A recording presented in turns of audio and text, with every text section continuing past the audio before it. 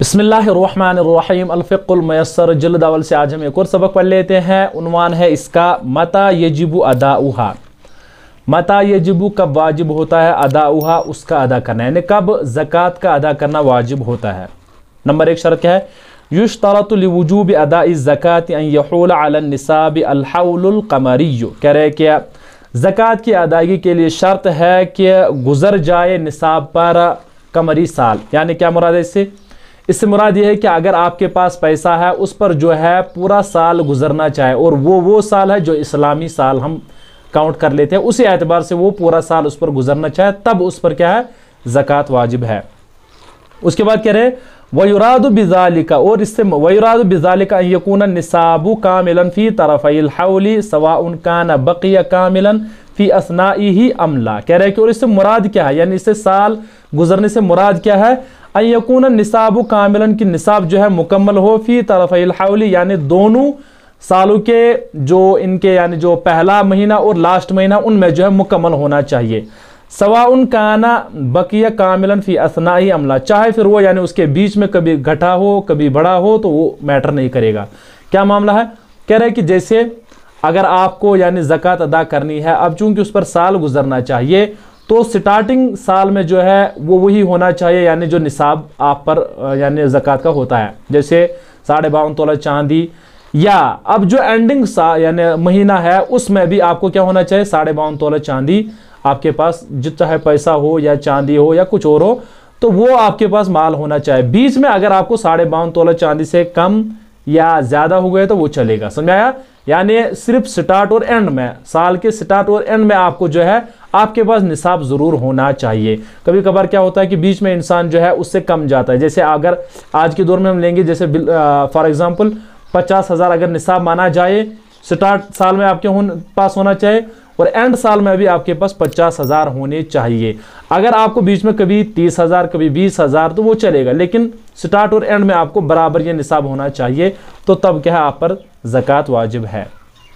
फ़ाइदा मलका निसाबन कामिलन फ़ी अव्वल हौली तुम्मा बक़िया कामिलन हत्ता हाल हौल वजबत फ़ीही ज़कातु। कह रहे इसी एतबार से, और जब मालिक हो जाए वो जो मुकम्मल जो निसाब होगा शुरू साल में और उसके बाद जो है बाकी रहा हत्ता हाल हौल, और यहाँ तक कि साल गुजर गया, वजबत फ़ीही ज़कातु, तो उसमें ज़कात वाजिब है। वही बिल्कुल मसला है कि यानी स्टार्टिंग में तो इसके पास मार रहा और यही एंडिंग में भी रहा, यानी जो जिस पर ज़कात वाजिब थी तो फिर उस पर जो है वाजिब ज़कात है। फ़इन कान निसाबु कामिलन फ़ी अव्वलिल हौली सुम्मा नक़सा फ़ी असनाइल हौली सुम्मा तम्मा अन्निसाबु फ़ी आखिरिही वजब फ़ीही अज़्ज़कात। इसी एतबार से अगर निसाब जो है मुकम्मल था स्टार्टिंग में, साल की स्टार्टिंग में जो है यानी जो है बिल्कुल निसाब मुकम्मल था, यानी जिस पर ज़कात वाजिब है, सुम्मा नक़सा फ़ी असनाइल हौली, उसके बाद क्या हुआ कि बीच साल में जो है उसमें क्या है आपका माल कम हो गया, यानी निसाब से कम हो गया, सुम्मा तम्मा अन्निसाबु फ़ी आखिरी, उसके बाद मुकम्मल हो गया निसाब साल के आखिर में, वजबत फ़ीही अज़्ज़कात, तो उस पर ज़कात वाजिब है। जाहिर सी बात है, जो हमने पहले मसला आपको समझाया कि स्टार्टिंग में आपके पास जो है बिल्कुल निसाब वाला माल था, अब बीच में जो है आपको निसाब से नीचे गिर गया, या 10,000 या 20,000 आपके पास रहे, या निसाब से कम जो भी होगा आपका, जो भी आपके इलाके का होगा, और एंडिंग साल में आपके पास फिर से वो निसाब आ गया जो आपके पास स्टार्टिंग साल में, तो तब आप पर ज़कात वाजिब है, और वो उसी पर होगा जो आपके एंडिंग साल में होगा। जैसे अगर आपने पहले साल में जो है साल के स्टार्टिंग महीने में आपके पास सिर्फ था 40,000, अब एंडिंग में थे आपको 50,000, तो अब आपको 50,000 का ज़कात देना है। ये एग्जाम्पल के तौर पर हम कह रहे हैं, अगर निसाब 40 का हो। मन मलका निसाबन फ़ी अव्वलिल हौली सुम्मा इस्तफ़ादा मालन मिन जिन्सि ज़ालिकल माली फ़ी असनाइल हौली ज़ुम्मा इला अस्लिल माली व तजिबु अज़्ज़कातु फ़िल मजमूइ सवाउन कान इस्तफ़ादा ज़ालिकल मालु बितिजारतिन औ हिबतिन औ मीरासिन औ बितरीक़िन आखर। कह रहे कि अब जो शख्स यानी निसाब का मालिक था शुरू साल में, और उसके बाद क्या हुआ कि उसको उस माल से जो है यानी मज़ीद इस्तिफ़ादा हो गया, फ़ायदा मिला, उस यानी जो भी जिस जिन्स का भी वो माल उसके पास था साल के बीच में, तो उसके पास ज़ुम्मा इला अस्लिल माली, तो अब उसको जो है मिलाया जाएगा असल माल के साथ, व तजिबु अज़्ज़कातु फ़िल मजमू, अब जो ज़कात होगा ना वाजिब वो सारे माल में होगा। अब ये नहीं कि स्टार्टिंग में मेरे पास सिर्फ 40,000 थे, इसको अभी हम समझेंगे अच्छे से।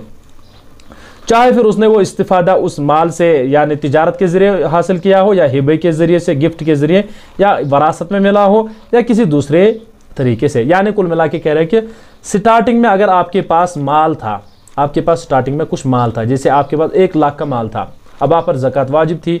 अब बीच में आपने उससे जैसे तिजारत के ज़रिए या बढ़ गया या आपको वरासत भी मिल गई, अब आपके पास जो है माल बढ़ गया, वरासत में और ज़्यादा माल मिल गया। अब ये माल जो बढ़ गया है वो एंडिंग यहाँ पर जब आपको ज़कात अदा करनी थी 1 लाख से होकर ये 10 लाख तक हो गया। समझ में आया? अब आप ये नहीं कहोगे कि स्टार्टिंग में मेरे पास जो है 1 लाख यानी पैसा था या 1 लाख रुपये थे मेरे पास, एंडिंग साल में अब मेरे 10 लाख है तो अब मुझे 10 लाख से नहीं देना है, अब आपको जो है यानी ज़कात जो अदा करना है वो 10 लाख से अदा करना है। समझ में आया?